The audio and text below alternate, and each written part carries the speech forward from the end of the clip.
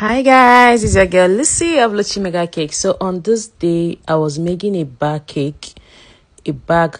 Yes. So it was my friend's birthday, and I decided to craft. For the fact that I love to craft and the work don't forthcoming the way I want it. So most times when I have a cake to gift somebody, or a friend is doing make a close friend is celebrating a birthday, I'll just do this one now, just to show my skill. So on this fateful day, I baked already. I already know that I'm going to make a bag cake, and the bag cake has to be a square shaped cake. So what I did was to bake my square down and say, okay, the way that day comes, whatever it is, I know how to achieve any kind of bag. So what I did was, after baking, this was me stacking. From the starting of the video, you see that I was not wearing glove. It got to some stage I was not feeling comfortable anymore, so I had to go and wear my glove. It's not like my hand is clean, quite all right, but sometimes you don't just feel like wearing glove, maybe because I don't know. So this was me carving. I felt that instead of deleting this video, it's going to educate one or two persons online, and that is why I decided to make this voiceover before I'll finally delete it off my phone. So guys, after stacking your cake, right, you should have something in mind. Me, I know I have different things in mind, and it's through this square cake I can achieve it. That is the reason why I didn't bother going to start searching for designs. I just had a lot of designs in mind. So I first of all carve. I know that anyhow this is the shape I want.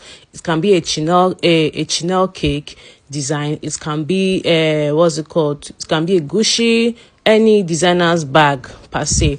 So after that, I started carving. One thing is that when you are carving, you have to be very, very careful when you are carving. If you look at this cake at this point in time, you will see that the other side was already giving what I want, while the other side is not giving.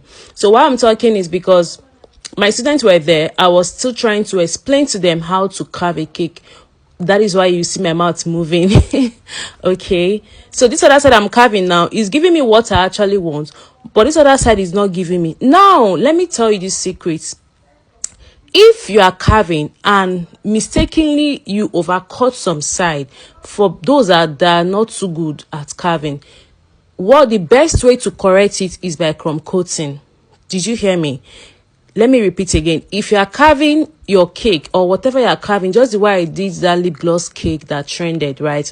If you are carving and you mistakenly did a mistake, and you know that this mistake is not for you to remove cake, it's for you to add, and there is no cake for you to add, right? Like maybe replace it with another shaped cake. You can use your crumb coating to correct that error. That's the best way to correct your cake, and that is what I did here. I did not over carve it, but I didn't want the bag to be smaller. I would have still trim and carve to get what I want, but I didn't want it to be smaller than this size. Did you get it? So that's the best way to carve. Another thing is that you must have your small knife close to you. You cannot use a serrated knife to carve a perfect cake, unless the cake is very mighty. But of this size, is ideal that you have, like, even if you can even have like 2 to 3 small knife around you. This knife now is not as big as a normal regular kitchen knife. I have a kitchen knife, but I felt this one, because of the size of the cake and the way I'm carving, this size of knife is best. There are some cake you want to carve, the best of knife is your craft knife.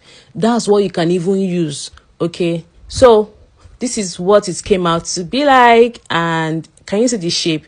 So watch out for the part 2. Bye.